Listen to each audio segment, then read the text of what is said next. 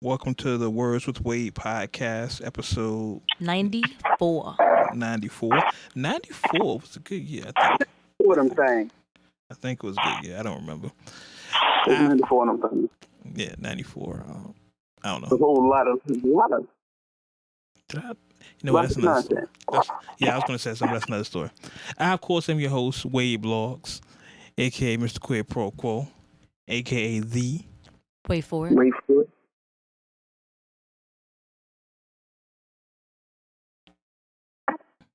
Wade Blogs. Joining me as always, it is that time of the year. I say this every week, right? Pumpkin Spice, Sorry Not Sorry, Undeniably, Unapologetically, Always. Always Ari. What's up, everybody? And still on world tour. Forever. I like and it. never ever.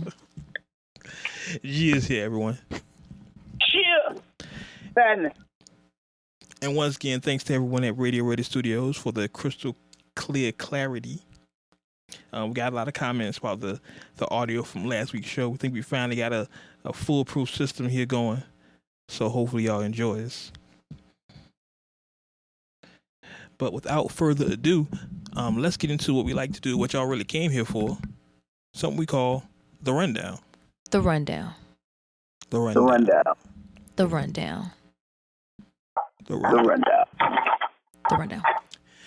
Of course, everyone in hip hop knows. This week, Meek dropped his album Championships. Mm-hmm. Is it Championships or Championship? It's one That S? was championship. Championship. With an S. With an S. Okay. With an S. So He put the S on his chest. so that was all the talk this week on the internet. Everyone had an opinion on it. And everyone had an opinion on probably the most popular or most talked about song, What's Free. I believe it was like track 4 off the album, featuring Rick Ross and Jay-Z. Now, I'll be honest with y'all. When I first It's got... It's 5? Yeah, it's track 5. Okay, track 5. Mm. When I first got the project, because I didn't get it on Friday, because I wanted to wait, because I'm not a big Meek fan. Like I like him as a person, but like You he's- watch him. I'm just saying, as a person, he's cool, but his music, I said before, he screams a little bit too much for me. That's just me. Yeah, he had been toning that down. Yeah, I peeped that it was this project. Yeah, he had been toning that down. Wins and losses, he was spazzing all over that joint. But not spazzing like yelling. Yeah. Just, good content in various categories, I'm going to say. Yeah, when I first got this album, the first thing I did is I went to that song, What's Free. Like I skipped over everything What's Free. And then I thought about it. Doesn't this prove Swiss Beats right? You remember Swiss had said he didn't release that song because if he released it, that's the first thing everybody gonna do. And what's the rest of the album? Yeah. This is exactly what Swiss was talking about. I think that's what a lot of people did when the project came out. They immediately went to number 5, Mm-hmm. and then right after, however many times they played number 5, eventually went to number 9, which is the him and Drake feature. So let's get into What's Free. Opinion wise, I don't like the sample of Biggie's What's Beef. I understand it for the purposes of the song, but that beat is so menacing to me. It's such a dark beat that I would want something darker than that on it. Now, don't get me wrong, the song knocks, but that just beat is like, it's death. It's bars of death. And they didn't give me bars of death. They gave me freedom. They gave you enlightenment. Yeah, they lectured me and gave me sermons. Well, hold that. So ultimately, you feel like it just shouldn't have been that sample at all. Yeah, because for that particular topic. Yeah, that sample is so And I get it. He flipped the hook and all that stuff. He should have had Puff on it. I think it would have been dope if Puff would have came and said something Well, just like, No. that would have been dope. I disagree. Puff has ruined songs for me. Yeah, He's made some songs greater because he spoke on it, but at the same turn, he's ruined some songs for me. Like on a side note, like Nipsey Hussle track that he's on, where he's just talking throughout the song. Yeah, I can't listen to the song because the more the song goes on, and as soon as I'm like really diving into Nipsey's verses, he's just like, let's go, keep going, let's talk. And I'm just like, shut the fuck up, I'm trying to hear. That's the same thing on the Nasir album. He's on that first song on Nas's last album, and he's talking. I'm like, yeah, Puff, we don't need you on this song. Yeah, like sometimes his commentary messes the song up. But in cases like Hate Me Now, like that boosted the song for me. Yeah. I was just like, oh shit. He did. Like he talking, it sounded great. But on that particular song, I could do without Puff. I'm okay with the sample. Like, I agree with you in the regards that, like, anytime I hear that song and that sample, it's dark to me. Mm-hmm. It's funny because at one point in time when we were sitting in the studio, me, Benny, and I believe it was Bills, we were just talking about songs and certain songs that we love the beat, but we would never, ever touch. Mm-hmm. Simply because of, the artists that did it, with like what they did to it. What's Beef came up. I didn't feel it was an untouchable song. But see, here's the thing. I felt like it could be touched, but I didn't know whether, like, I didn't. When I heard it, it was like when people was talking about it, it was like they over the big Was Beef sample. I'm automatically expecting, bars of death. Mm-hmm. That's fact. Like you said, it's just that type of song. When I heard it, I didn't think it was a injustice, so to speak. I felt like it matched with the concept, with what they did. I can see your point there. I can see your I echo your exact sentiments. I think the song calls for some darker lyrics, but when I heard it, I was like, oh, okay, cool. I don't have that much of an issue for it. You know what I mean? You're right. But yeah, I definitely think it calls for something dark and menacing, and violent, and stab you in the face, which type. Not in the face. Like it calls for that. Like it's that. Really? It's that. Big ain't even stab a nigga in the face. You're going a little bit too far. But it's that though. To me, that beat, it's like Alchemist production, and I know Alchemist didn't do it, but it's like that to me. Well, Alchemist has done some songs that are not menacing though. I mean, yeah, he's done a couple of he did did he do Hey Love? Are you talking about for LL? No, for Mobb Deep. You know that song they had with 112? Hey Love? Oh. I'm about to look it up now. You forgot that joint, yeah. I believe he did. Let me check. I'll check on that. Okay. But the other thing that trips me out. Damn, I just lost my train of thought. Fuck. Yeah. Listen to that. Oh. All right, Vic, I don't need to hear you. This is violence right here. That's what I was about to say. Ask yourself. You know what? You know who I think would have killed a beat for that?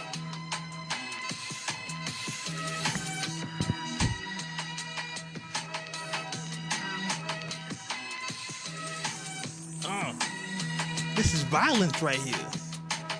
This is I threw you to the front of your car, broke your nose, shoot him in the face, in the head, in the chest, shoot him again. I shot your mother. This is violence. It's not the whole sample. Right. It's not the whole sample. They basically have what me and Mess have come to refer as the Biggie snare. Like that was the main aspect that gives you that sample was the snare. It wasn't the whole sample. It just sounds. But ultimately, I think Justice League would have gave a great beat for that concept had they had the opportunity. I mean, I think a lot of people that gave a great beat for that concept. I think, and once again, they did it right. It's not to the point where I'm like, they should never touch that beat. It's just, to me, when I hear that beat, I think of violence. I don't think of uplifting my people. You're ready to stab a nigga in his eye socket. Yeah, I'm ready to stab you, your mother, everybody. Like, let's go. Let's go. Like, you know what I'm saying? Oh, mama, I'm ready. I mean, in all fairness, Big did say, was talking about, killing the nigga mom on the track. And the chorus. That's the chorus. That's not even the verse. That's a fact. Now I think about the song, he did say that. Your mom didn't say it to walk the street, Have another nigga start your car because you already know what it is. That's a fact. Man, that nigga's expensive.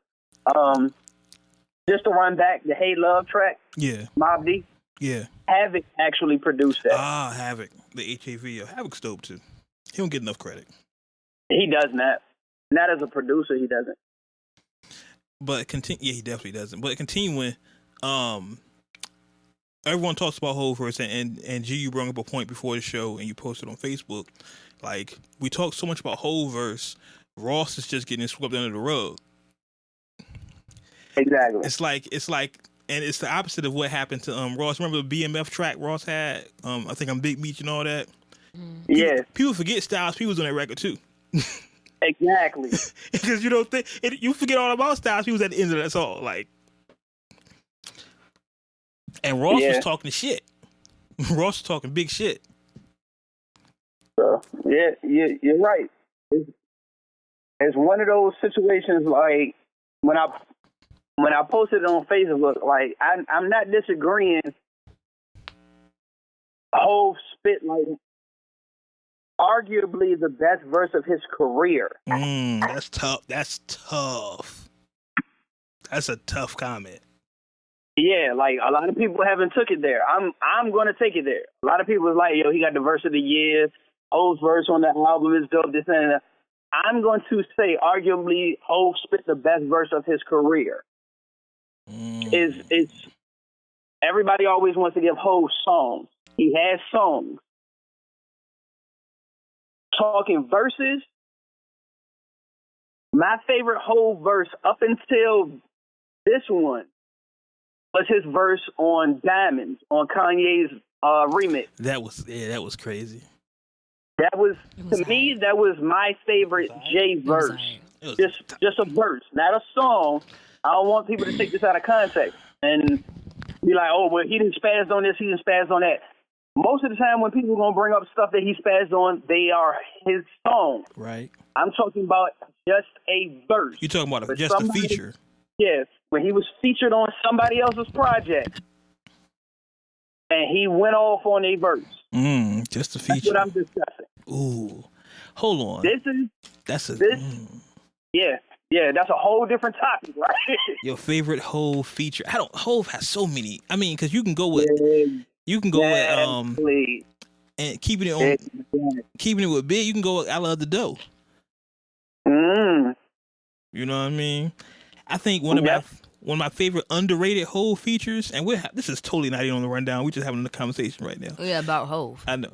Stop Boo. it. She don't like Hov.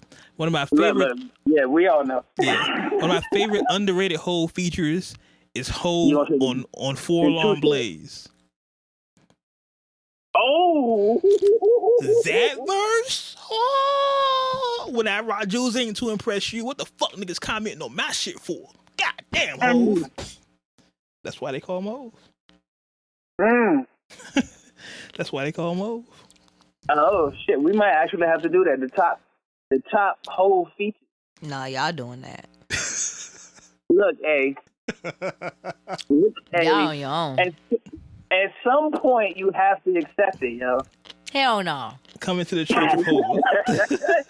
Listen, it's still fucking. Even Hell fucking no. Jay is still fucking Beehive, yo. Yeah. look, I tweeted this, and I reluctantly tweeted this. I said, At least you're loyal. I know, right? I reluctantly tweeted. I said, "Listen, because of this verse, I have no choice but to say Hov is the greatest MC of all time." I don't think there's any question at this point. Bruh, I've been fighting it for a while, and I've had numerous conversations and contestants. After this, on a live, like literally right now, I'm living and breathing. He got it, yo. Yeah, I don't think, and I think the gap is far. I would say the next runner up would be Nas for me, but Nas's last project, Nas Nasir, and understand Nasir, the bars were impeccable, but it's the combination of things. Nas suffers from the MC disease, where he's so nice he think he can rhyme over anything, so he gets with a known producer, and Kanye's on crack, so his shit is fucked up. Oh shit. The way you just snuck that shit in there. Like if you put like you just gonna overlook that shit. We gonna ignore that right That's now. what I'm just saying. The words and opinions of Wade. I'm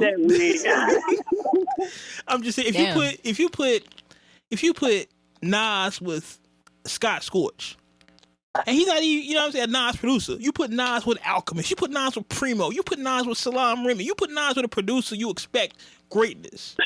All right, Salam Remy and Primo. Yes. Please do not put him with Scott Storch. I just threw him out. Yeah, that's a different. I just threw it out. But you put Nas with. That's rehashing a lot of. Yeah, I know, right? Yeah. You put Nas with. I don't know. Oh, we already heard what Nas and Salam Remy sound like. Man. You give me that again. That unorthodox man. Oh my God. But for Hov to, I was talking to this, and I've had this conversation, I've had this theory for a long time. Hov's worst song ever is probably Sunshine. That's all. Think about that. And that's not a bad song. That's probably his worst song ever to me. And it's not. The funny part is I don't skip that song. You don't skip Sunshine? I skip Sunshine every time. That's like A-side Hov. That's definitely. That's on that album. That's like A-side Hov right till you get to B-side. That's definitely. I hate the fucking video though. But it fit in for that time period. It did, but they gave him the fisheye lens, Hov already got the big lips and everything, and it just didn't look good. It was not a great presentation. But you might be right. That might be his. I'm gonna have to actually research that as far as his best features and his worst song. I feel like he has a song that's worse than that. And Uncut Nation, I will admit something. Blueprint 3, I never listened to. Hold on, Hip-Hop Confession. Hip-Hop Confession. Because y'all got me about, I never listened to Life After Death. You never listened to Blueprint 3? Nah. Blueprint 2, I can understand. Blueprint 3? Now, Blueprint 2, I heard. And because of Blueprint 2, when he dropped 3, I ain't want to hear shit. I can Because understand that. Blueprint 2 should have just been one single disc. It should not have been a double disc. Agreed, because he had some good songs up there. Yeah, I will go. He had some cuts. Yeah. But I will go to my grave with that sentiment. 10 toes down. That should have been a single disc. It would have been so great if he would have took the songs that most people know off of Blueprint 2, and it would have just been a one disc to follow up what he did on Blueprint. It would have been phenomenal. So I can't say that at this point Sunshine was his worst song because I haven't listened to his full catalog. I have to listen to 3 before, I rebuttal with that sentiment. Well, keeping in line with that, there's a sentiment. There's a sentiment on growing online that's saying Ho's verse from Juvenile's "Ha" was his worst verse ever.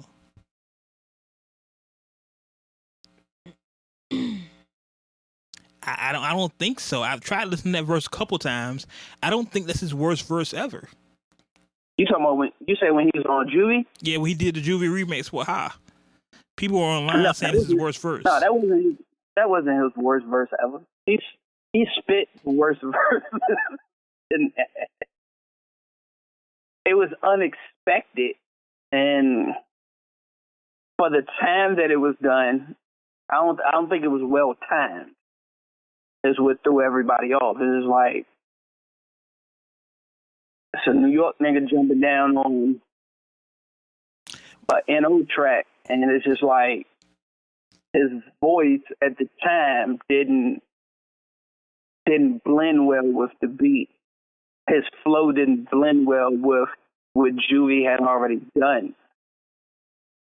But what he said, if I remember correctly, for the time period was understandable. Oh yeah, Hov told a story in his bars.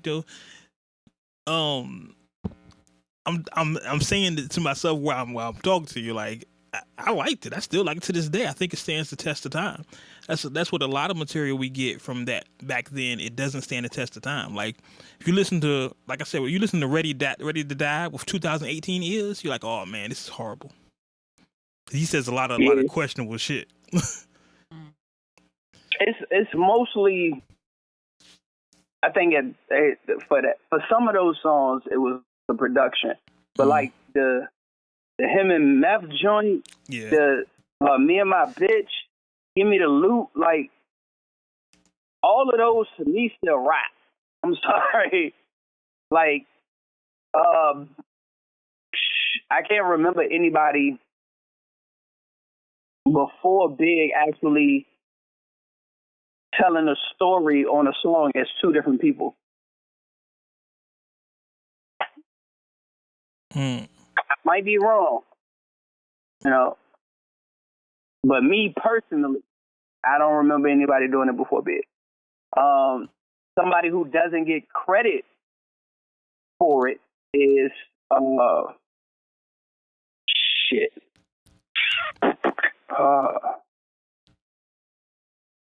Damn, I just lost it. What's his name? It's a Philly cat. I had the project called Many Faces. Don't worry, I'll grab it. It'll come in a minute. But when he did the whole album, he didn't do just a song. Tracy Lee, there we go. Thank you. Tracy Lee, yep. He did the whole album as different versions of himself. I remember that, yeah. And it was a great album. It was a stellar album. I had never heard anybody do an album that way. The next person who tried to do it was Cassidy. And when people was talking about, well, he's doing the, what was it? The Hustler and something else. Yeah. Yeah. Like when he did it, everybody was like, "Oh, he doing an album." I was like, "It's already been done from a nigga from his city." Like, that's a fact. So nobody remembers it. But I think Trace Lee, because a lot of people, is before the current, you know what I'm saying, cognitive time. Remember he had what song he had, a party? It's party time. Yeah. He had that joint. Most people didn't check his album out. Yeah, and it was unfortunate because the album was dope. That particular album, it was dope. It was extremely dope. The funny thing about it, I remember I have the single still. And that is Party Time, but I have the second single. It's called Repent. And Repent was a little darker. It was a little morbid. And it has the instrumental on it. And I've listened to the instrumental timeless times. And I'm going to spit over that instrumental, and nobody's going to know where the beat came from except for, a select few. Because that beat was so fucking dope. And what he did on it was dope. Except, all the Uncut Nation right now, because you just told everybody. Huh? Except all of Uncut Nation, because you just told everybody. Oh, well, shit. I mean, it is what it is. If they can find it. That's true. If they can find it at this point. I have the actual hard copy CD that has it on it. I haven't seen whether it was Googleable. But we're getting totally off topic. Ironically, he has another album coming out, but I know we way off topic at this point. Way off topic. Getting back to Meek and his album Champions, a lot of people, and this is caught up in the moment, and I completely understand it. A lot of people are saying this album is album of the year already. Now, we have an album of the year show coming, and I'm going to be honest, it might not make it. It's been a good year for hip hop. This is a good, solid Meek album. I like the album. There's a couple tracks I don't like that everybody likes. Like, I'm not feeling the Fab track, which surprisingly, because I'm a huge Fab fan. But I think, yeah, I'm about to say shit. Nigga. Yeah, I'm a huge. Everybody knows I'm a huge Fab fan. What up, Fab? I'm not feeling that track, and I think it's just because of it's too Latin, too Spanish for me. You know what I'm saying? Like it gives you that Spanish Latin vibes, and you're talking that guala stuff and all that good stuff. And wait, are you saying you have a problem with the Spanish culture? Not at all. Orale, viva la raza, and all that good stuff. I'm just saying I'm not that immersed in it. I know I'm from Oakland and all, but I'm just not immersed in. You know what I mean? You know how like New York dudes love Dominicans and all this. I don't know. I'm good. Yeah, I'm good. So I think you got the time or two. Nah, I just never messed with it. So, I'm not that immersed in it. So I think it was for that crowd. It's for the Spanish. It's called Uptown Vibes. I think the track is called something like that. And I'm just not that immersed in the Spanish culture. Yeah, Uptown Vibes. I'm just not into the Spanish culture like that. So it doesn't do nothing for me. The track with Cardi. Cardi's flow has gotten a lot better from when we first paid attention to her from Bodak Yellow. Mm-hmm. Her flow is very, very deliberate.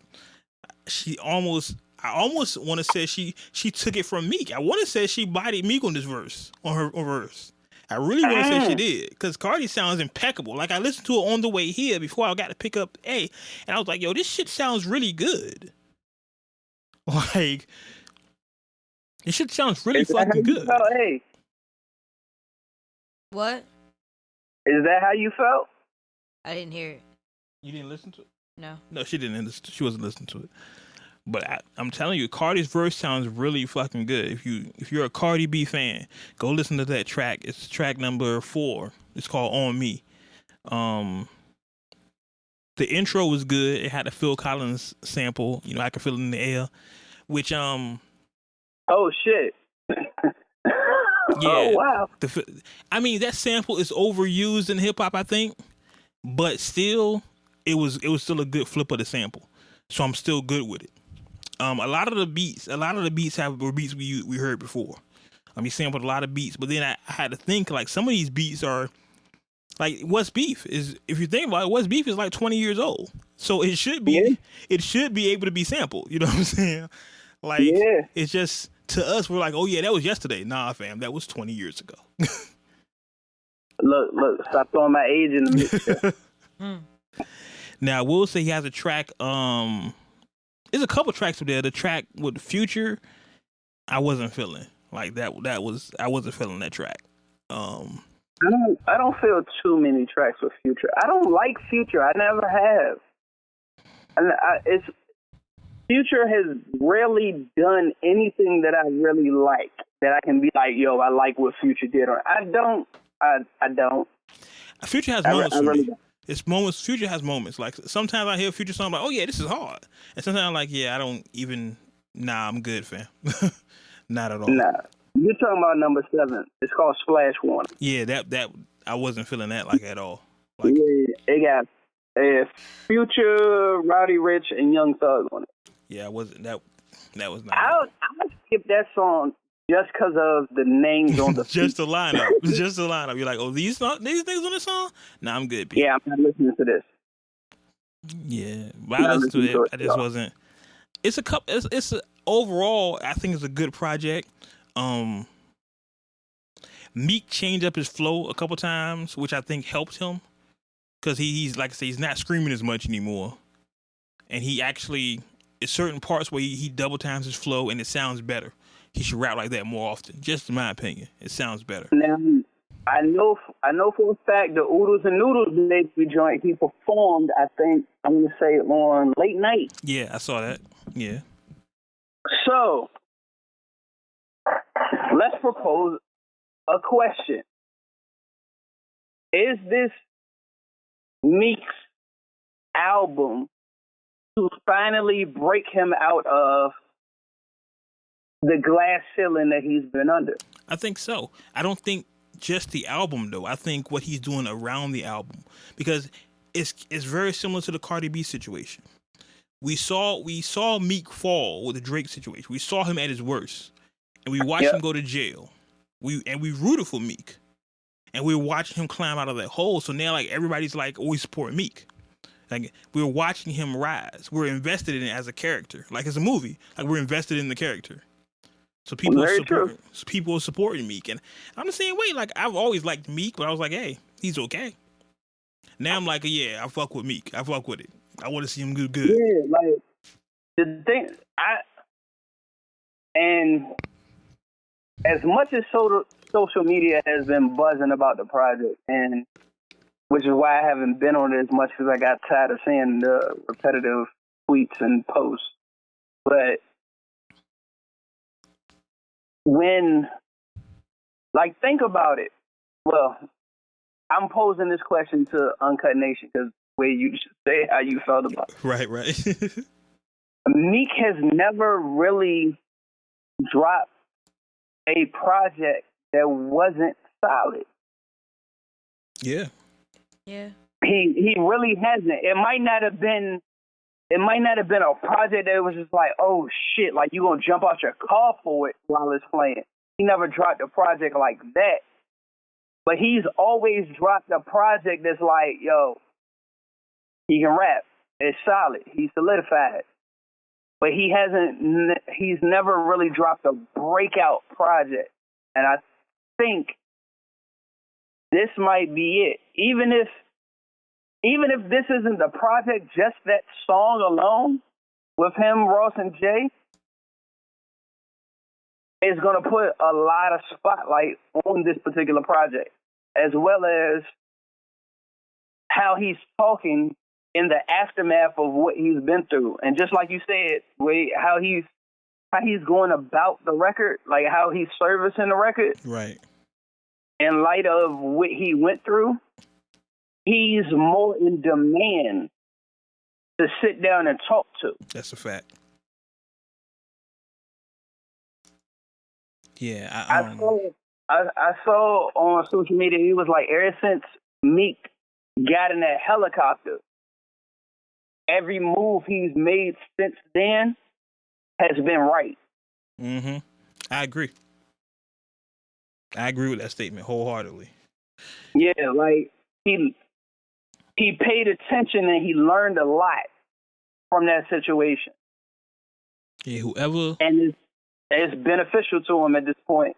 And the thing that I'm enjoying, I don't think he's trying to make it beneficial for himself. No, I think he's in the right position. I think whoever his consigliere is, or if he even has one, if he does, I'm pretty sure I know who it is. But whoever is advising him is moving perfectly. Like, Meek hasn't made a mistake. And even this album, he still has the ratchet songs. He still has songs talking about bitches and money and all that shit. But it's fine. You know what I'm saying? It's not like...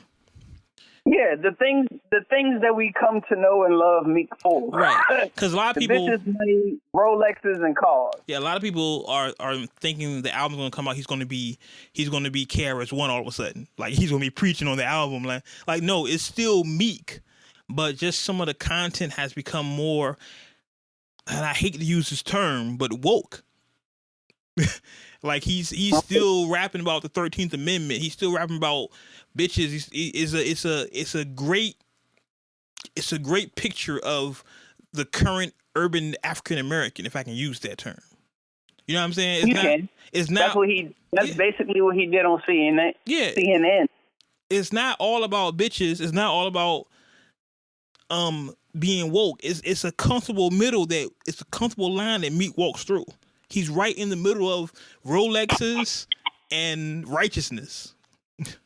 And I don't think no one does that right now. People tend to go on one side or the other. Meek has found that place in the middle, and I think that works for him.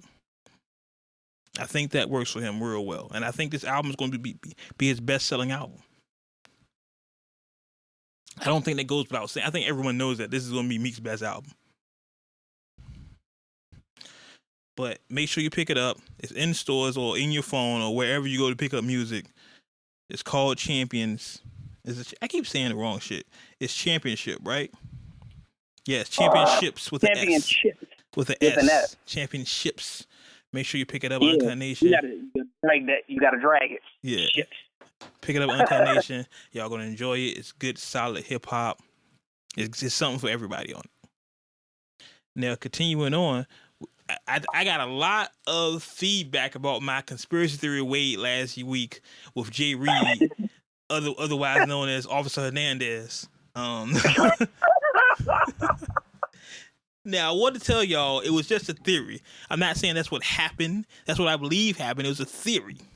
I actually have another theory this week, but we'll get to that. Uh-oh. Yeah, I have another theory. We'll get to that in a second. But I do want to go with what's the new breaking news with the Takeshi case. His trial is set for September of 2019. Right. So that means he's going to be in jail this entire time. Yeah. Damn. That's ugly. Yeah. That's ugly. Earlier this week, a story from a website that's going to remain anonymous had put out saying that DJ Academics from Everyday Struggle and Internet and all that shit, y'all know him, was the rat, was the snitch, was the government informant. Academics immediately got online and vehemently denied it. He said it was wildly irresponsible for somebody to report something like that because he's still moving in the streets as much as he's moving. Because Academics is not in the streets, but you know. But it's just for a, and I'm not gonna say a reputable news site because let's face it, if you got time, you can be a hip hop blogger too. You don't gotta be reputable no more. But for someone to put that out there without any proof or evidence, it is wildly irresponsible. And Academics said he was going to sue whoever the site was. Yeah, that's very reckless. That accusation to get somebody killed. Exactly. Especially he's still in New York. You know what I'm saying? Like if I say that, no big deal. He's in New York. He has to walk through those things. So that's a wild accusation to make unless you have some evidence. If they have paperwork, then hey, show me the paperwork. But I don't think they did. That's all it's ever been. I think they were. You tell me somebody's snitching, show me the paperwork. Exactly. I think they were going off of. If you request it, they ultimately have to give it to you. If your name's on the affidavit, it shows up. Exactly. So. I think they were going off of the video, because it was allegedly said that the video where Takeshi was ordering the hit on somebody, the academics had recorded it and posted it online.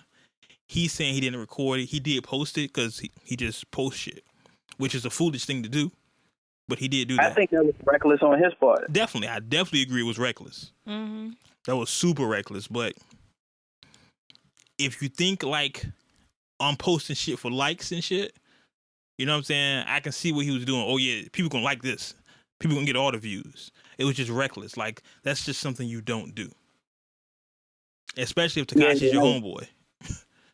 I get it that he was trying to, because of his stance and what, quote unquote, he's supposed to be at this point, as far as just, reporting things. He was trying to be unbiased. Mm-hmm. But everybody knows, because you've said it numerous times, yeah, how close you and 6ix9ine are. Like, that's your man. Yeah. As he said it. So if you're gonna take that stance, even though you're supposed to be biased about certain things, unbiased about certain things, that's one of those situations where you have to be biased. Like, I'm not ever going to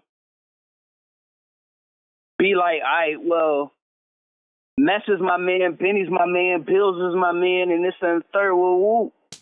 And one of them catch a case, and I'd be like, well, my job is to report what's going on, so I'm going to put up all of it, whatever's going on. Yeah. Fuck no. That's wild reckless. Fuck no. If anything, I'm going to curve the narrative, if I can help it. What I've always done, and what we've done on this podcast, I've always said, hey, if I have a relationship with somebody, I tell everybody up front, like, hey, this is da-da-da-da, and I'm letting y'all know off top, I'm biased. You know what I'm saying? I know people always say, why are you doing that? Just to let y'all know off top, hey, I'm biased right now. So there's no confusion. Yeah. Like, I said it off top always. If something, like what you say, my brother may be wrong, but he's still my brother, right? Exactly. I feel in this situation, academics wasn't his brother. I agree. Like, that's a fucked up. That's just, you don't put your man out there like that. Like, regardless of what's going on behind the scenes, you don't do that. Yeah, I agree with you 100%. That was just a bad move from Ak. And I've heard other people say, well, because Ak is not a street dude, he don't get those things. I don't think you need to be street to understand that. Yeah, that's just principles and morals. That's just how you was raised. Like, that's not the G code. We ain't even getting into the G code. That's a whole different conversation. But it was somewhat disgusting to hear his response on Everyday Struggle when he talked about it.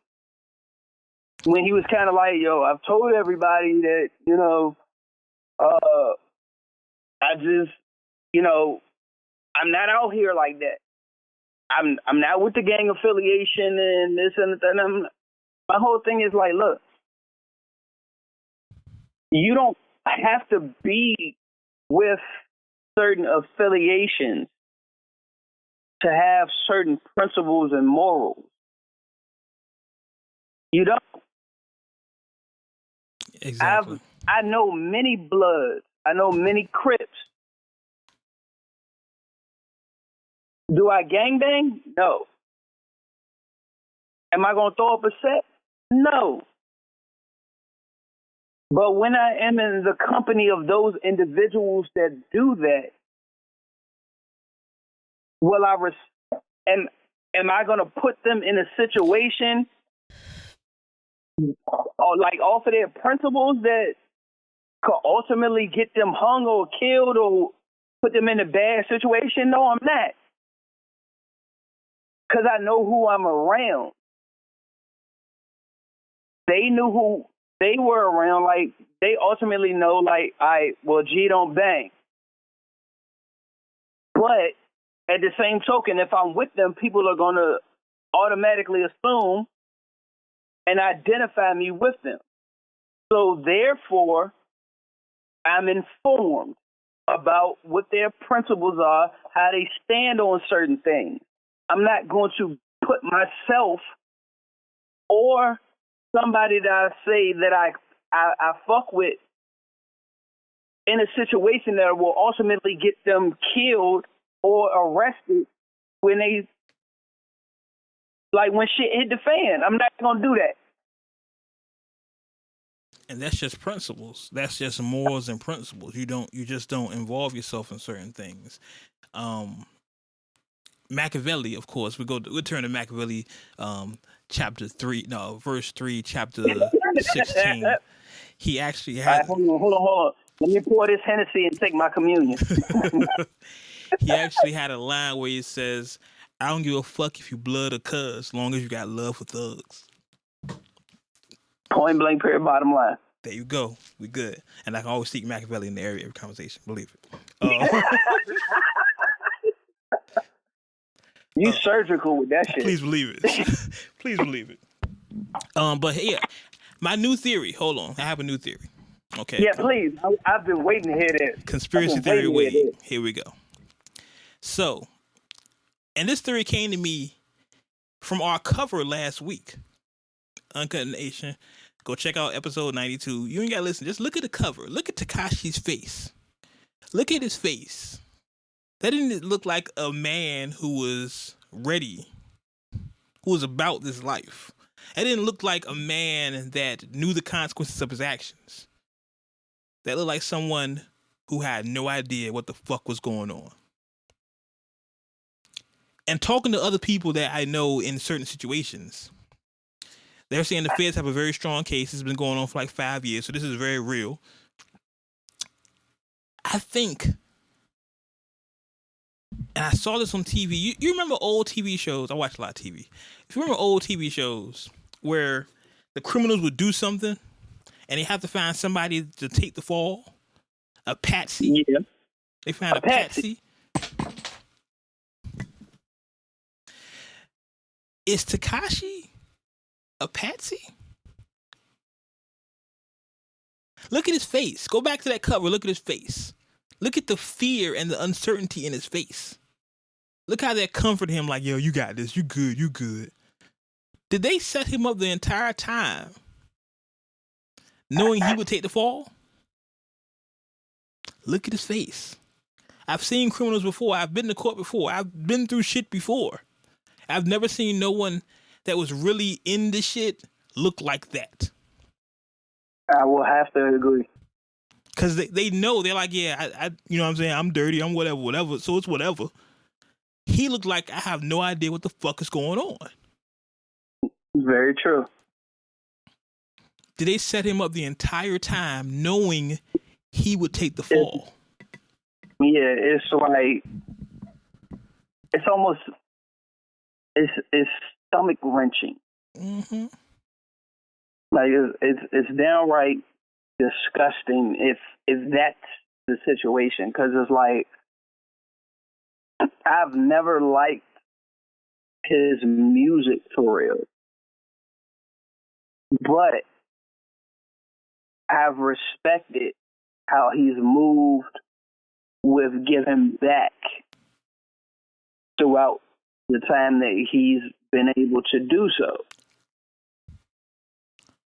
I saw the video where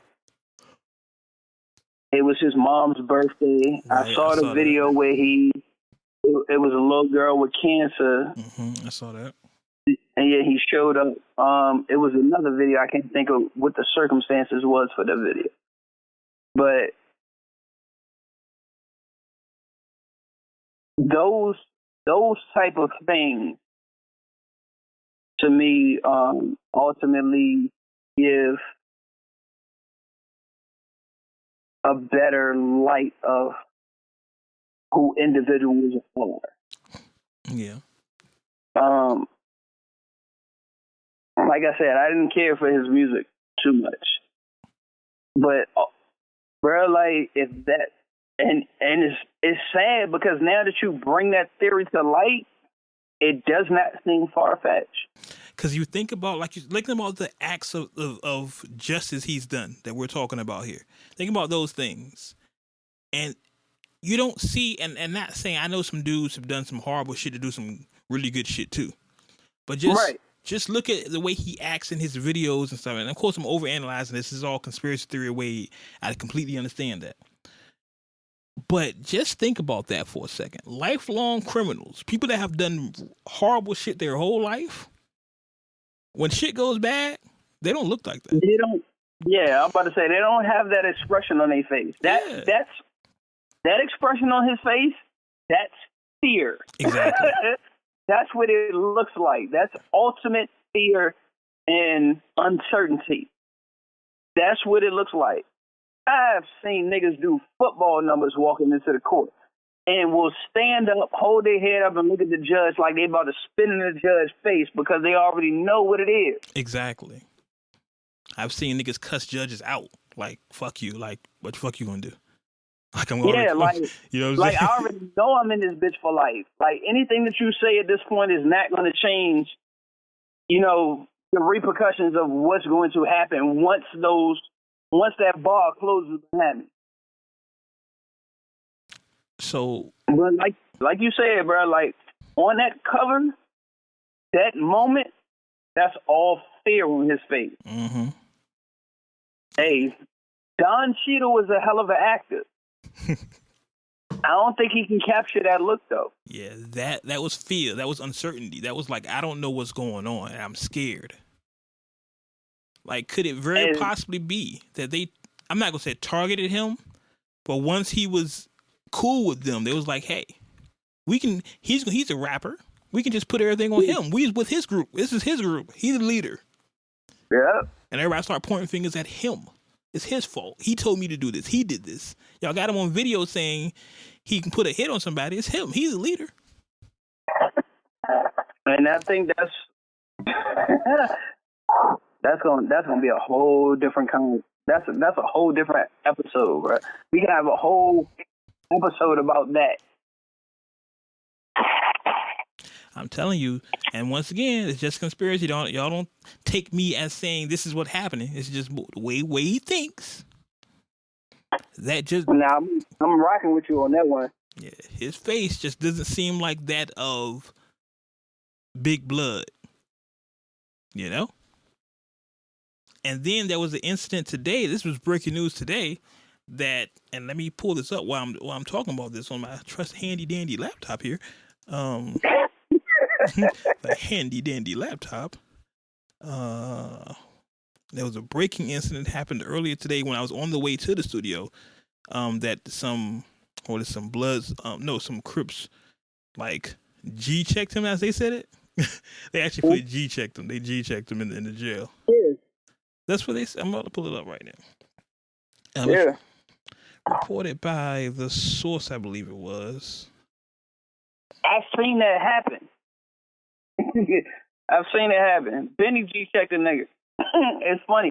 Benny is like one of the most humble niggas that I know. But there's certain things you can't do and can't get checked for.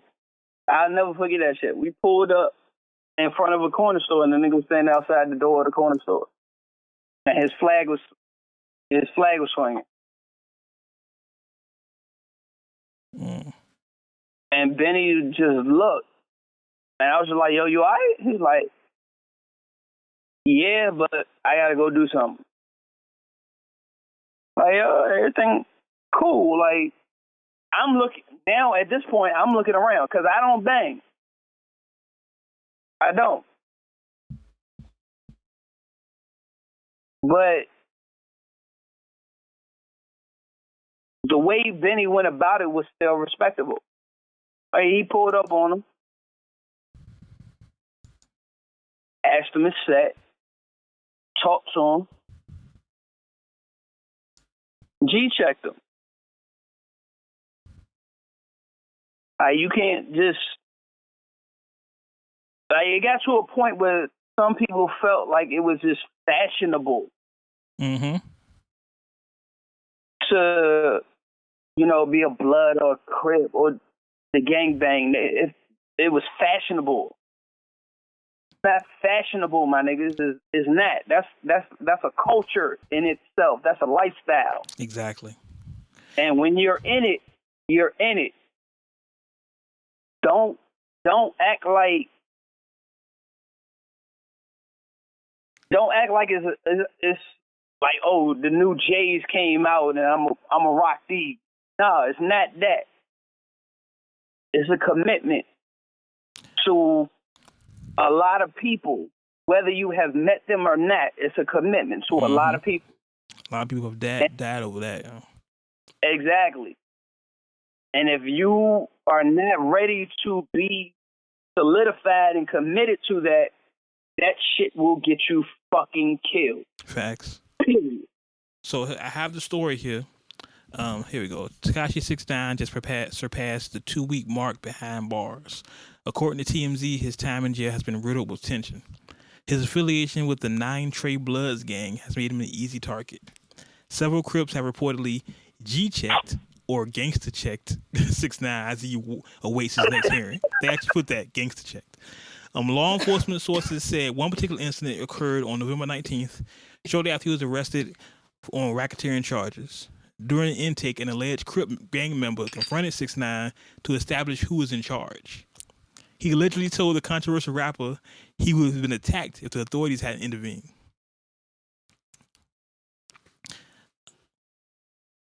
One of 6ix9ine's attorneys confirmed the 22-year-old was being threatened in jail. However, he was not scared, nor did he request to be removed. He's facing life in prison. Life. I'm not gonna name the site because it wasn't uncutmagazine.net. But yeah. Shameless plug. Shameless. But yeah, fam, that happened. So things are gonna develop as we move on to this trial date. His trial date is September 4th, I believe it was. Let me go back. September 4th, 2019. We're gonna get more information. It's a whole year from now. Yeah. A lot's gonna change from now to then. It's a whole year. This should be a cautionary tale to a lot of people. But I got a feeling it's not going to be. It's not. Because if it was, then he wouldn't have been in the situation, because there's been numerous situations prior to this. You're right. Each, all of them. Like, I mean, the latest, and we talked about it last week, and it's not like it, but you could have learned the whole Bobby Shmurda situation. You know? I'm sorry, go ahead. No, I'm just saying Bobby Shmurda, that should have been a cautionary tale, but it's still people doing the same thing. So I hope people start paying attention that police are not playing. Like, the feds are not playing. You do all that flashing. Again, the shit that's fucked up as far as the difference between him and Shmurda, all the Shmurda charges was before Shmurda got popular, before he got to rapping. Right. They waited on Shmurda after he got famous. They figured they could include more people, as the story goes. But either way, bottom line is, watch who you got around you. Like, be cautious of who you allow in your circle. Point blank, period, bottom line. If you are not of those actions, don't pretend to be. If you are uncertain of people's narrative or their objective, leave it alone. It's not fucking worth it. We are way past the aspect of, oh, you whack, you are corny. Like, we are way past I would hope, let me clarify, because I'm not of that generation anymore. I would hope we are past the point where somebody can be like, oh, nigga, you corny, you don't want to rock with us, you don't want to go to the store and steal this and the third. I hope we are past that. I would like to think we are, but you never know, you know? Exactly. Like I'm not in that age bracket anymore that somebody's trying to convince me to go to the store and steal something. But I legit hope we are past that. And if not, which your conspiracy theory, Wade, this is a prime example of how that shit goes wrong. Exactly. Because I've seen pictures of Takeshi before he was Takeshi. I've seen pictures of Daniel Hernandez. You know what I'm saying? Before he did all that stuff to himself, and he looks like a regular young man. You know what I'm saying? Like the old folks say, he's a nice young man. Something changed. You know what I mean? Something changed. But you know, it'll play itself out. I want to say I give my blessings and I hope everything works out, but it's not going to work out. It's the feds. When the feds want you, my uncle told me this a long time ago, and he's never been wrong. When the feds want you, they gonna get you. They gonna get you. They gonna make shit up just to get you. One way or another, you on the hook for that. Is no getting off. Once they got you, it's no getting off of that. The only person in my lifetime that ever escaped the feds was Irv Gotti. And he didn't really escape. He lost Murder Inc. if you think about it. He just ain't getting no jail time. We can talk T.I. in that regard too. That's true, but that's another situation too that we alluded to earlier. Yeah. So you know. But let's continue on with the rundown here because we've like we're almost an hour in the show. We haven't even finished half the shit. So, Cardi B. Having a wonderful year. I don't think anybody's having a better 2018 than Cardi B. Well, maybe Meek, but he did. Who's in jail? So yeah. She still got Meek beat. Yeah. She's on the cover of this week's issue of Entertainment Weekly as one of the entertainers of the year. So salute to Cardi. Like I said earlier, we all root for Cardi. I can't find no one that doesn't like Cardi for a legitimate reason. For a legitimate reason. You can. Most people be like, oh, I don't like her because of the whole Nicki thing. You know, it's the Nicki Cardi side. They have that issue.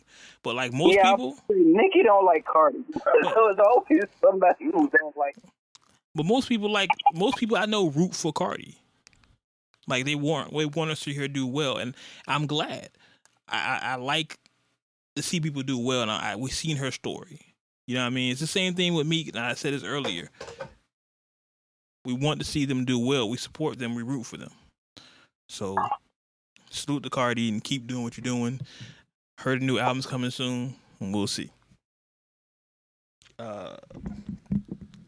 Netflix, oh man, just dropped a trailer for the new documentary, Who Killed Jam Master Jay. Comes out December 7th. It's really dope. I would love to play it for y'all, but it's on Netflix. Y'all can't see it. It's a trailer. You know, you can't see it. But it's really dope. Definitely check it out. I missed some interviews and some... It's kind of, if you into things like that, Discovery ID, First 48, stuff like that, it's really, really good. All right, you said you've seen the trailer before? Yeah. What did you think of the trailer? Was it watching the trailer that make you like, oh yeah, I want to watch this? No. You didn't like the trailer? We're talking about this Netflix trailer. Yeah, the Netflix trailer. No, because I feel like they should have done interviews. Like, how are you gonna make a whole documentary without the other half? Yeah, we talked about that earlier. You don't interview Run, you don't interview DMC. It's really... And unless they have an answer to the murder case, it's going to be like one of those cold case episodes that they never solve. Exactly. I was just about to say that. It's kind of like that. They're presenting all the evidence and they want people to like help. Yeah, I don't know. I mean, yeah, I think it's going to be entertaining as far as something to watch on Netflix, but man, you should respect a man and give him more than that. I agree with that. He was a big person in hip hop. I think you should respect the man more than that. Give him a little something more than just some bullshit show that is not going to be finished. And I think it's nothing we already don't know. Like if you follow the whole Jam Master Jay situation, it's a bunch of things we already know.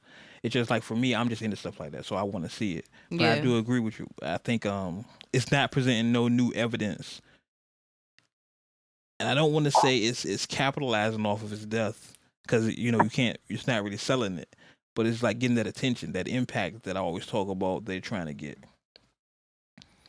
I just wish it was more. Like I said, I do think you can't talk about Jam Master Jay without talking about Run DMC. And I think they should have been involved in the process. I do agree with you on that. Yeah, definitely. Yeah, that doesn't make sense. Anytime you do anything with him, and of course Jay did a bunch of other things besides Run DMC, but but nowadays, I hate to say it like this, the trailers are better than the movies. A lot of times you're right, especially when it comes to like comic book movies and stuff like that. The trailers are awesome, and you see the movie, you're like, oh wow, this is not. Like it's like the fuck, like all those biopics. Some of those biopics, their trailers would be like, oh shit, that's gonna be dope, and you look at it like, come on, son, for real. Yeah, whoever's making the trailers for Hollywood is doing an excellent job. They need to start making the movies. Like whoever make the trailers, you make the movie. You make the movie like the old trailer. Right. But it is coming on Netflix. I know everybody always saying they want something on Netflix to watch. That's on Netflix December 7th. So if y'all want to check that out, it's called The Murder of Jam Master Jay. What is it called? I have to pull it back up 1 second. That's a fucking horrible title. Yeah, that's a yeah. Who Killed Jam Master Jay? That's what it's called. Okay, that's a little. Yeah, but how you gonna title it "Who Killed Jam Master Jay" if you don't know? That's what I've been wondering the entire time. Hey, I ain't even want to speak on that. That it hasn't been solved. So how can you present it? Well, I guess theories and so on. It's one and so of those forth, misleading topics. Yeah. That's why I'm kind of what on it. It's like, well, where are you going to go with this? Yeah, because when you read that, you want to see, like, okay, who killed him then? Tell me who killed him. Yeah, right. And is this a documentary? Is this like is this like an episode thing? Is this like a, like a movie where it's an hour and a half? Or is this like 20-minute episodes where you get his friends and family to say shit? That's a good question. I think that's probably what it is. Wait, is that what it is from the trailer that you seen? Yeah, it's saying it's a series. So I'm not too thrilled about that. I mean, so it's something to watch. Finding out their theories or trying to connect the dots themselves, ultimately with no conclusion. And I'm not with that. I mean, if you love hip hop, of course, you're gonna watch it because it's hip hop. You know what I'm saying? Yeah, that's what I'm saying. Like, it's good to watch. Like, when you got a snack, you ain't got nothing to do. Mm-hmm. But let me pull up something on Netflix. But other than that, it's not like, oh snap, let me delve into hip hop real quick. Yeah, this is exactly what I'm gonna watch. It's not like celebrating his life. It's talking about his death. Right. So I feel what you're saying. Yeah. And it's not like a tribute. I guess the thing that's so tragic about that situation is like, is Jam Master Jay, like, what did he ever do that rubbed somebody the wrong way? Well, to the point that you wanted to kill him. I've heard that just still throws me. I've heard different theories about it, and I guess that's a whole other topic for another day. But I've heard it's like a mistaken identity. Like people thought it was somebody else, which I don't understand. It's Jam Master Jay. You were in New York. You were in his studio. It was in his studio. Exactly. How you don't know it's him? You're in his studio. How you don't know it's him? But it is what it is. But like I said, it's on Netflix December 7th. If you're looking for something to watch, you want to Netflix and chill with your boo. I don't know if she want to watch that, but there you go. I'm about to say it's winter season. I want to briefly talk about, I guess I have to bring this up because it's West Coast. Ras Kass responded to Joyner Lucas. It's called Smoke Break. Check it out. I heard it. It's Ras Kass. I mean, the bars are there. It's Ras That shit was Kass. dope. It's Ras Kass. I mean, you don't have to. Certain people you hear a song from, you're like, oh yeah, it's dope. I don't gotta hear the song. Like, yeah. When Hove drops a song, you're like, oh yeah, it's Hove. Nas, oh yeah, it's Nas. When you say Ras Kass is battling somebody, oh, it's Ras Kass. It's Ras Kass. Very true. Like, I think a lot of his bars went over niggas' head. But it's Ras Kass. It's like, that's the punchline. It's Ras Kass. It's like, it's gonna happen. That's Ras Kass. I mean, it's Ras Kass. I can't, and I'm a huge Ras Kass fan if you don't know. West Coast shit. If you don't know Ras Kass, then I can't expound on it for you, and I apologize. I'm not being that good of a host, because it's Ras Kass. That's like the punchline to everything. Like, it's Ras Kass. Nothing else to say, but like, it's Ras. It's Ras Kass. Like, what the fuck? What do you want me to say? It's like, what am I supposed to say? Yeah, it's like if you watching basketball, oh, dude scored 50 points. Dude, it's Jordan. Of course it's Jordan. It's Jordan. And not saying Raz is Jordan, but it's Ras Kass. Like, what the fuck? Yeah, it's not surprising at the abilities of this individual. It's Raz. It's Raz. This man had an album called Ras Assassination. Like, it's Ras Kass. And I get the mainstream media don't give a fuck about Ras Kass, but shit, I do. It's Ras Kass. Yeah, that's the funny part, bruh. I can't remember the last time I heard the nigga name until now because of this situation. And the funny thing, and this is just a bit of Ras Kass trivia. Did you know? Oh shit! Did you know his baby mama was Tierra Marie? Dun dun dun. What? Didn't know that? You didn't know? He has twins with Tierra Marie. I did not. So I wonder how he felt about the picture. Exactly. What I don't know. I can't remember what episode it was. Hold on, I'm about to pull it up. Y'all go back to episode. What episode was that? We talked about that. It was episode. Because she's on the cover for that episode. Exactly. If you have no idea what we're talking about right now, go back to episode 76 and you'll figure it out. But yes. Yeah, I distinctly remember in that episode when we was talking about it, I was like, yo, her stock went up. Yeah, oh, definitely. Without question. But that's his baby mama. They have twins. And they rap. Wow. And the boys rap. Wow. Yeah, that's ugly. That's ugly. Like, but you can. How do you defend that? You can't. How do you defend that? Like, could you imagine? In any altercation, somebody's gonna bring that up. Exactly. So they have to rap a certain way so they don't get altercations. You understand? They can't do the hard shit because if they get an altercation, that's coming out. It's just like Superhead's son. His dad is Cool G Rap. Yeah, that shit fucked me up when I found that shit out. But if you get an altercation, that's coming out. That's going to be an issue. But we're getting off topic. The diss is tremendous. However, I don't think Joyner's going to respond because he hasn't responded yet, first off. He can't. But, and I understand, it's Ras Kass. I mean, when people talk about West Coast lyricism, there's three names they always show up. They'll say Corrupt, who's the OG father of West Coast MCs. They'll say Exhibit for some reason, which I get it, okay. And Ras Kass.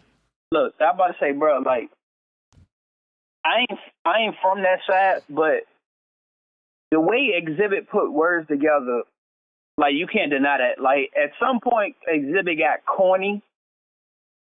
And I think that's because he was trying to capitalize on newfound success and trying to extend his reach. Mm-hmm. And he just went about it the wrong way that ultimately made him look corny.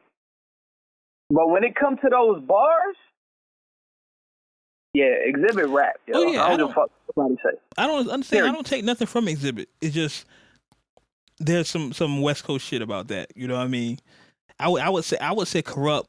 I would say Corrupt, Crooked, and Raz. That's what I would say. If I was naming the best West Coast lyricists of all time, that's my top three: Corrupt, Crooked, and Raz. and I'm a Corrupt stan. So there you go. Well, Crooked, shit, and Crooked is the seed of Corrupt. At this point, because what Crooked does, I might be inclined to argue that he's over Corrupt. And I understand that argument. The only reason I put Crooked under Corrupt is because Crooked is a seed of Corrupt. He's the offspring of Corrupt. Exactly. And the student can never be greater than the teacher. Shit. So that's why I put Crooked under Corrupt. I've never agreed with that phrase. Because ultimately, any teacher's goal is to make their student better than them. It should be a teacher's goal, but not all teachers are like that. Well, I've never seen Corrupt not be that, like, present himself as that way. Right.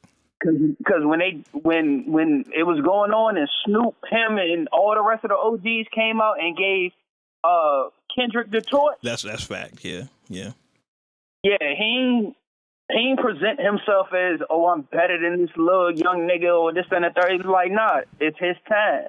My thing with Corrupt, he gave me the nod that he learned from me. Yeah, he's another offspring of Corrupt. My thing with Corrupt is Corrupt for me, and this is me growing up during that time period in California. The first dude I heard that could rap like East Coast artists or gain respect from East Coast artists was the lyricism. You know what I'm saying? The multi-syllable lyricism was Corrupt. Yeah. Was Corrupt. Yeah. And Corrupt still does it. Like, some of my favorite songs in life are Corrupt songs. So for me, he's always the OG. When you talk about West Coast lyricism, Corrupt is the OG. And I know you can put in Cube, but it's a different type of lyricism. It's a different type of MCing. Cube's one of my top 5 MCs of all time. But they can crucify me in the comments for this. Cube is not a lyricist. Cube is more of an MC. Exactly. Like KRS-One. KRS-One is not a lyricist, but he's an MC. He's an MC, exactly. So yeah, I totally get you there. Yeah, I'm with you on that. Cube is one of my top 5 MCs of all time. So I'm not taking nothing away from Cube. Cube's one of my top 5, and that's most people don't give Cube that credit, but you gotta give him that credit. Yeah, I'm one of those people. I'm not gonna give Cube that credit. Sorry, I'm not going to. He's one of my top 5. I'm just telling you. And before we get out here, I want to talk about the I think we talked about this last show. 808s and Heartbreaks. Was it 15-year anniversary? I believe it was. All right, was it? I think so. I thought it was 10. It was 10. That sounds a little better. It's 10 to 10. Okay, so to celebrate the 10-year anniversary of Kanye's 808s and Heartbreaks, they're doing a tribute tour. Is that what we're calling it? A tribute tour? I guess you can call it that. Tell Uncut Nation about the tour. The tour is supposed to hit about 15 cities, including New York, Boston, Atlanta, Las Vegas, Los Angeles, before they hit San Francisco. So local artists will be chosen from each city to perform the album in its entirety.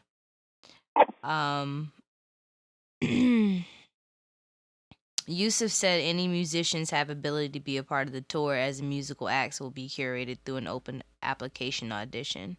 Each artist or group will perform songs from the 808s and Heartbreaks album in their own style, paying tribute to Kanye West's original tracks. The final performances will be selected by fans in each city through an online voting process. I think that's going to be dope. I think it's going to be pretty dope. I wish it were coming here. Right. You know, I would love to interview. It's Malik Yusuf, right? Who's behind the whole thing. I would love to sit down and talk to him. And I don't like doing interviews, but I would like to sit down and talk to him about the process. And as far as Kanye has given his blessing for it to go on, I read that Kanye was cool with it. Mm-hmm. So I think it's dope. If you're in one of the cities mentioned, go and you're musically talented, or even if you're close to one of those cities mentioned, this could be a good break for you. Try out, because you never know what could come of it. Especially if you know the whole album. And then you do it your own way. What? And I'm sure Kanye's going to show up to one of these shows. You know what I'm saying? Maybe not all of them, but at least one of them. You think so? I'm sure. They do a show in LA, right? Mm-hmm. There you go. or Chicago, he's going to be at one of these shows. True, he might be. It just makes sense. And anything I know about Kanye, he does things that you expect to do. Besides the whole MAGA shit, like he follows a certain pattern, and I think this fits that pattern. I just got what you said. Yeah. Besides that shit, but this fits that pattern. But check it out. Is there a website to it or somewhere they can enroll for it or something?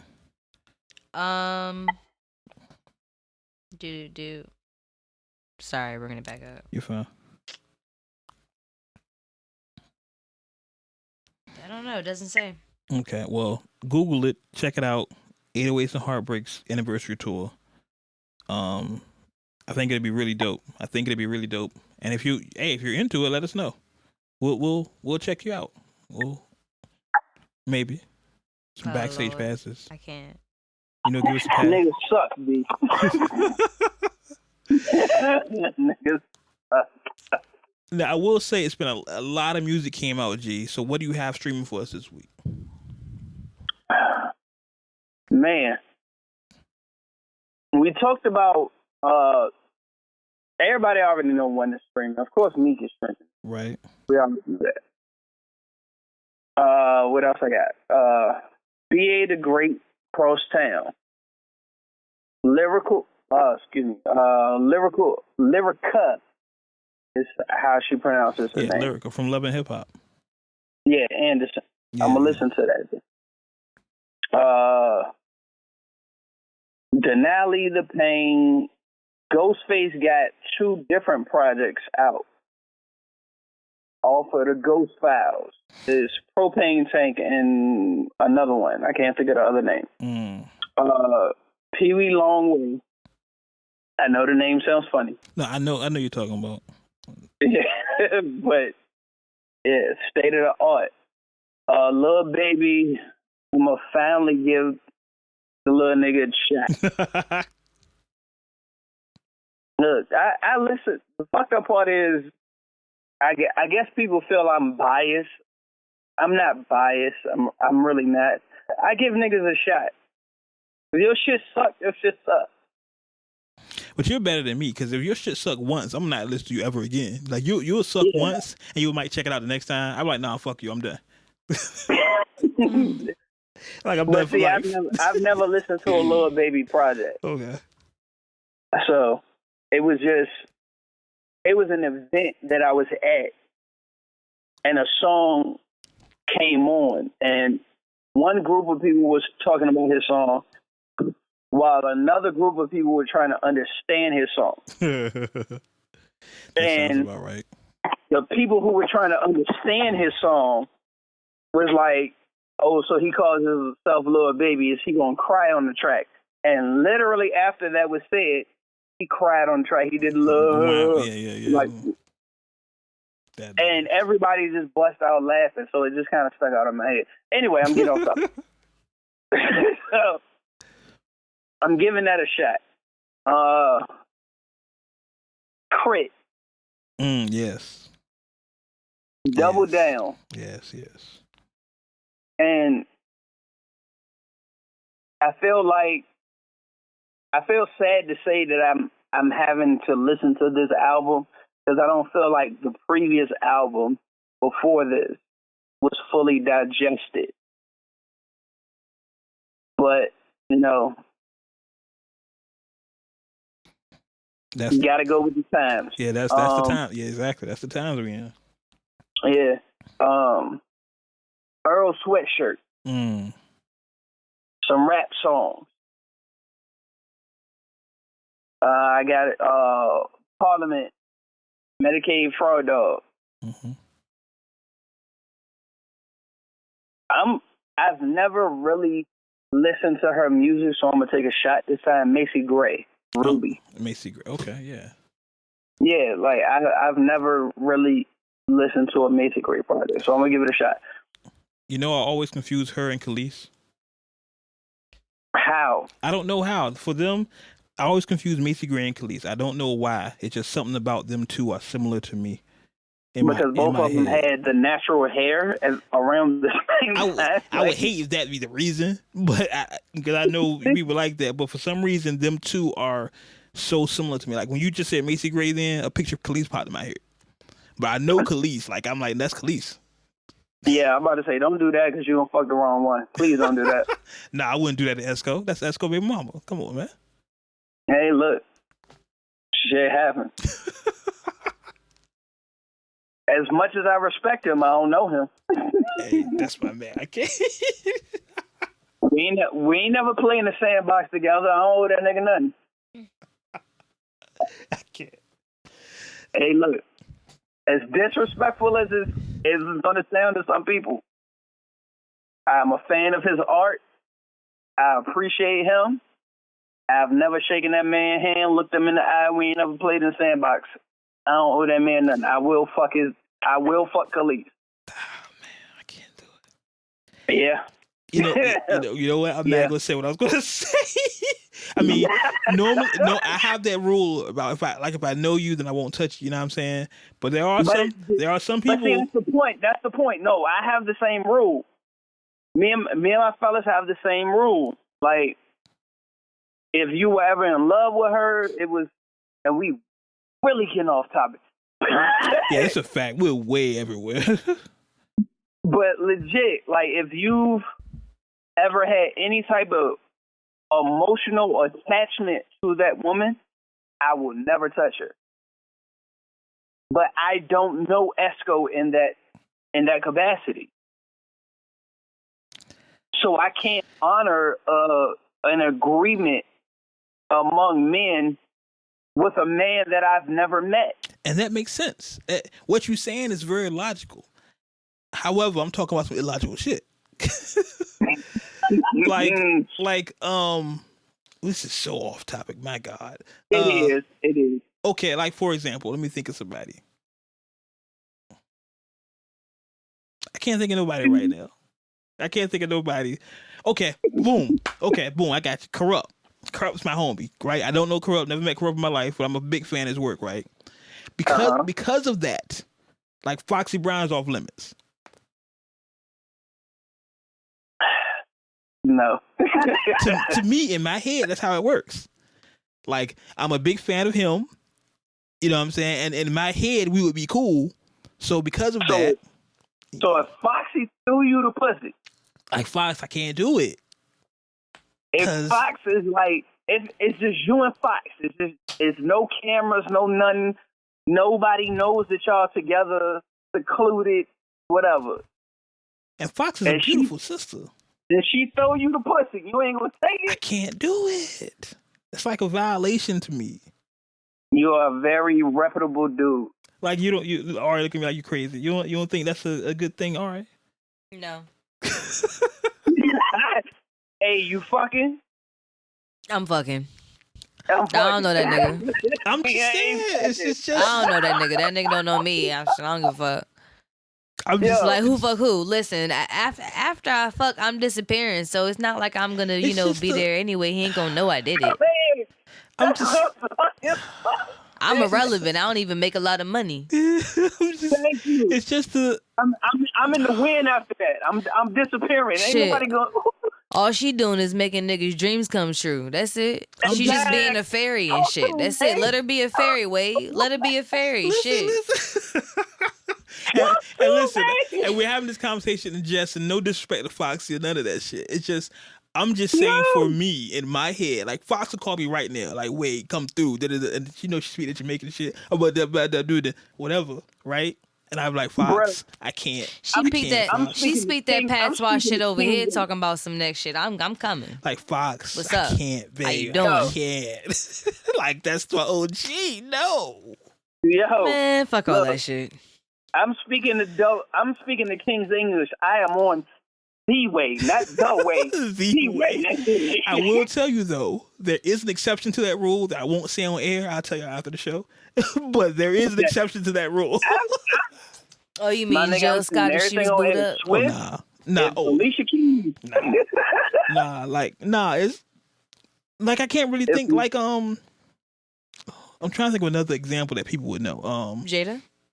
Nah, not Jada. Because you don't look at Jada like that. Jada's like Jada. Yeah, who don't? Jada is Jada. I've been wanting to fuck Jada since a different world. Who don't? Exactly. Listen, that's double You violation welling for me. the show. That's double, because look, that's Pac and Will. That's such a violation. I can't do that. Hey, look. Hey, look. At the end of the day. At the end of the day, Will is sharing, bro. Oh, no, Will is not. Will said that he's not. A woman wants what she wants. It's like Faith Evans, Who am I right? to deny? Faith. Like okay, ooh, it's a good topic. We're way over time. Good topic. Okay, like Faith and Stevie J got married. Shit. Faith and Stevie J got married, right? Now Faith is Big's weird. See? Faith is Big's ex-wife. Stevie J produced on Big's albums.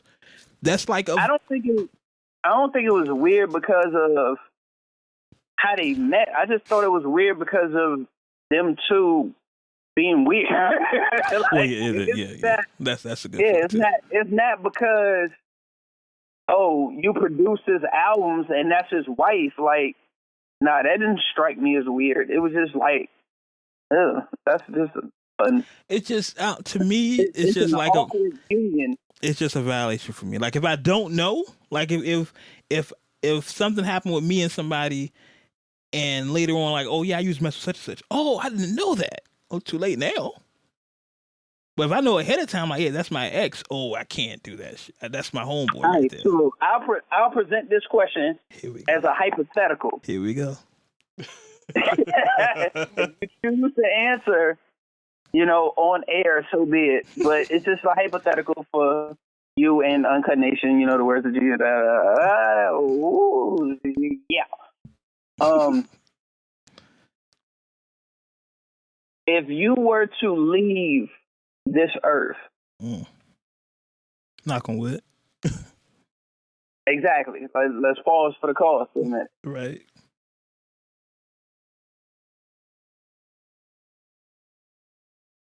Before leaving, would you feel more comfortable with the love of your life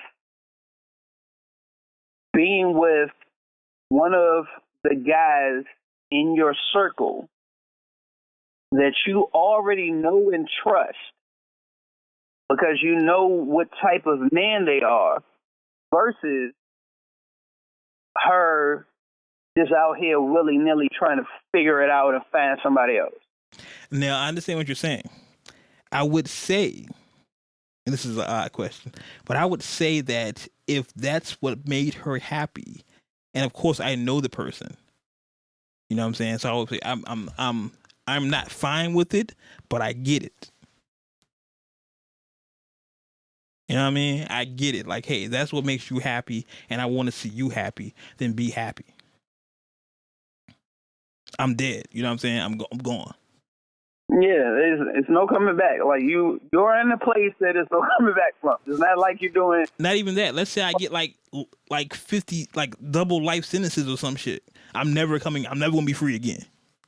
My thing, I guess I'm naive in that regard. If you, regardless of what your sentence is, there's always some chance of you coming home. Not if you get like them football numbers. Like if you kill like cops or some shit. Like you kill like 5 cops. That sounds like some Wade shit. If I kill like 5 cops, then I'm never gonna be free again. Right, moving right. Hey, what's this? Look, all right. So the last 2 songs that I got. I'm just saying. Now let's just move on. Look, Trey Songz got 2 new projects out.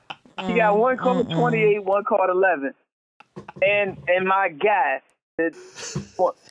somebody I'm really rooting for at this point is Jid. Yeah, Jid. Yeah. He got DiCaprio 2 out. So that's what's streaming. Please give the song of the week because Wade about to find himself in a whole lot of trouble. I'm gonna say the Trey Songz album, it's a double CD, 11/28. It's his birthday. I downloaded it this morning. I haven't had a chance to check it out though. He was off about one day. He was all about one day. That's crazy. And the JID project, I've listened to it. I heard it once. I haven't sat down and listened to it, but it sounds like good music. I hear a lot of people on the internet talking about it. The thing that put the spotlight on it, I've been fucking with Jid for a minute, but the thing that really put the spotlight on it, and that's become, unfortunately, clickbait, is when he said Dreamville is competing with TDE. But, I mean, they are. They should be. But in today's, yeah. Like what you said, they should be. So it was just a subconscious understanding, like it's just like everybody's like Cole and Kendrick are competing. They have never said we're competing. Right. They've never spoken on each other. They've done work together. They've never said, like, I'm trying to be better than him. It's never been that blatant. Everybody has always either wanted them to battle or to do a joint project. It's one of the two. Because of the caliber of artists that they are and how they go about their music and how passionate they are, ultimately they're going to get pitted against each other. What Jid did was take away all of the tension during his interview with I'm not gonna say the publication's name. It's not UncutMagazine.net. But ultimately, he was just like, "Yo, we're competing with them." I feel like everybody take themselves too serious. He was like, "It just I enjoy their music. They tough, and Dreamville, we need to step it up." Mm. And that's basically what it was. Like, ultimately, that's all he wants to do is just enjoy music and rap. You can't be mad at him for that. But yeah, I'm gonna check that project out. So Ari, what do you have for us in the terms of melodious sounds vibrate through your speaker that sound like a slice of heaven if you believe in that type of thing? I don't know about all that, but the girl that I am featuring this week, she is 22 out of New Orleans. No, shut up. She's really big on SoundCloud. Her name is, now hopefully I'm saying this right. It looks like Ambré Perkins. That's what it definitely looked like. Yeah, we'll go with that. If not correct, hit us up, let us correct it. Yeah, I'll definitely correct it if need be. But the song this week is Ambré Perkins, and the song is called 90s Love. This is Ambré Perkins with 90s Love.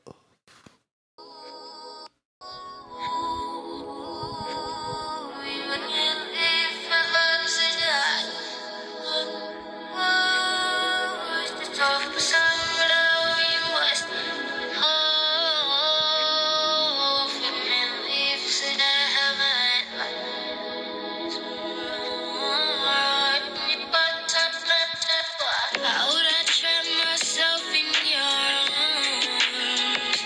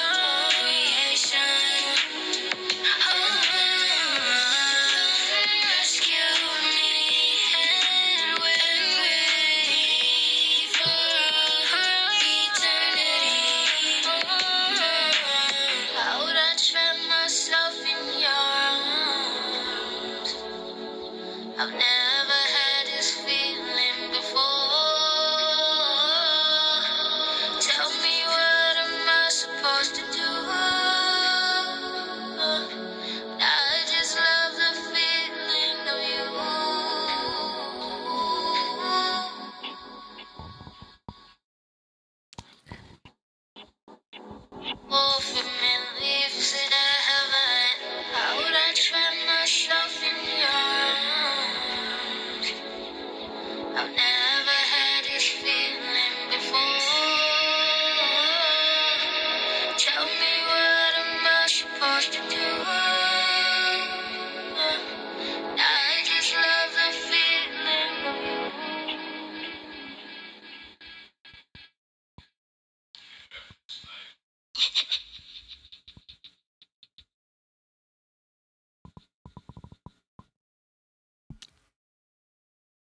That was Ambré Perkins with 90s Love. 90s Love. I like the vibe. It was a little short though. Yeah, I mean, it was only 3 minutes. It was a good vibe though. I like that. I like to hear some more stuff from her. Yeah. Sounded really good. Sounded really You know, I end up doing 2 or 3 songs of one artist, so she'll be in the rotation. I'm sure we'll hear more of Ambré, and hopefully you'll let us know if that's the correct spelling of your name. I'd be so mad it'd be something simple like Amber. Yo, I'd be pissed. Like, yo, what's the extra E for with the apostrophe though? It's just Amber. But yeah, shout out to you. Shout out to you. And that's it. Episode 94 is done. 94. Giving y'all a little extra. You know, normally we do an hour. We've done a little bit more.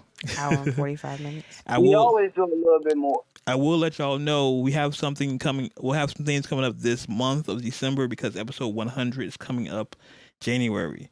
So we have some things coming up this month to make sure we do that. Episode 100 Part is going to be really major.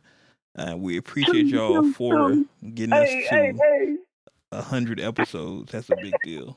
Shout out to all our supporters out there. Social media manager. Everybody hit me up. Inbox me. Y'all do it every Sunday, every Monday, or every time the show drops. People inbox us and leave comments. They'll inbox me as the show is going on. Like, sometimes I gotta be like, huh? What are you talking? Huh? Exactly. Oh, yeah. Yeah. These are the problems. But they don't do that on the actual Nobody page. follows me on social media. Nobody fucks with me on social media. Everybody Get the follows fuck you. outta here, Everybody G. follows you, G. That is bullshit. I don't have the issue. Don't nobody with y'all. follow me. They use it lie. Everybody follows you. No, they Everybody- do not. Hey, look. Hey, cut the shit, yo. Yo, I had nuh-uh. Yes. No. You know when they follow me? Hey, can I be on your show? No, fucker. That's when they follow me. I mean, at least you get that. I don't even get no follow button. You get all that stuff. I don't want to hear that shit. They always follow light skinned girls. Fuck Nah. out of here. I'm not. I'm telling you. Anyway, Your There's no messages Ari are fan lit. base. They are fire. I bet you if I look hard enough, there's probably an Ari fan page on Facebook. There is The not no Little Ari Ari fan group. page. I'd be weak if there was. Yeah, look, I'm with Wade on that. There's an Ari fan group on Facebook. Whatever. Y'all some I haters. promise that. Anyway, that's episode 94, everybody. Yawn in the mic. I know, right? It was all unprofessional of me. I'm horrible. It's a horrible show. It's been a long day, y'all. It's been a long week for me. Y'all have no Look, idea. fuck it. No, we speaking truth. A got all the followers, all the fans, all the listeners. Yeah, Nah. they hit me up talking about A. No, they don't. Exactly. They be like, oh, she need to talk more. I want to hear her. Oh, Lord. When she get her own podcast. Nah. Hey, What? they be wanting to know, yo. They legit be wanting to know. Everybody loves Ari. Oh, Lord. That's cool. This my part There of the we show, go. though. The TV title. It's a series now. That's what it is, right? This is unapologetically A. Always love A. But that is episode 94 of the WordsWithWade podcast. We will see y'all next week. We got anything else? We don't even, there's no point even on social media anymore. Y'all know us by now. It's 100 episodes. We're 100 episodes in, y'all. You know where we are. Shit. Go to the page. WordsWithWade. Shit. Look, you can't do that. That's A's favorite part of the show. No, As I'm doing always. the favorite part is the whole, as always, thing. Because I was looking at him like, nigga, I No, I'ma know do you that. ain't finna take that shit I'ma- out. Like, you No. finna get fought up in here. I'm about to say, for my undisclosed location, we not about to skip over that because Like, it'll kill you. No, we're gonna do that. I just was like, we're not gonna give out the social Like media. when we 'cause did always skip do it. over it, what y'all don't know is after the show had ended, we had to say it because she's it such felt a- so out of place. Like the She's such a fuck. spoiled baby. Yes, I am. I'm the first lady. The fuck. No, I I'm just get saying the that. social media, because if you just go to our page and we say that with Words with Wade, you can go to our page and find all of us. It's right there. Just go to Words with Wade on Twitter, on Man, Instagram, they don't on even everything. go find us. We gotta put the link up. Then they click it. That's true. They'll do it. They'll be all right. But anything else we got here? Whatever. They search you. No, they Oh, search for you a lie. They search you. I promise they search you. Yeah, it's time to get out of here so I can get some chicken and cookies. Yeah, I got cooked. Oh, my kids. That's a hell of a combination, all right. That's a hell of a combination. Chicken and cookies. Look, all right, so you heard it here, folks. Uncut Nation. If a restaurant ever opens and it's chicken and cookies, It's you heard it me. here first. That's a fact. We chilling. Yeah. So anything else when we get out of here? Nah. All I right. can go on and on, but no. All right. So, as always, As always. As always. you may agree with what we said. Mm-hmm. You may not agree with what we said. Okay. Okay. But one thing you can agree with is What's that? What's that? we keep it uncut. Uncut. Until next time, y'all. We catch y'all on the next show. Chia. I can't with you, yo. I can't. Thanks for listening to the Words with Wade podcast. Make sure you follow us online using the hashtag WordsWithWade.